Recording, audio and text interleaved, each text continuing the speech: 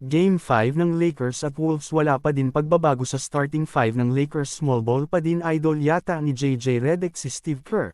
Nakakahabol naman ng Lakers kaso talo sila sa rebound and second chance point.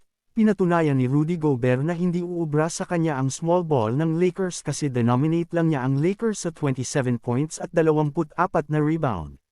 Regular season okay naman ang laro ni Jackson Hayes sa center position na bibigyan siya ng playing time pero pagdating ng playoffs wala na yung playing time niya kasi pinalitan ni Dorian Finney-Smith.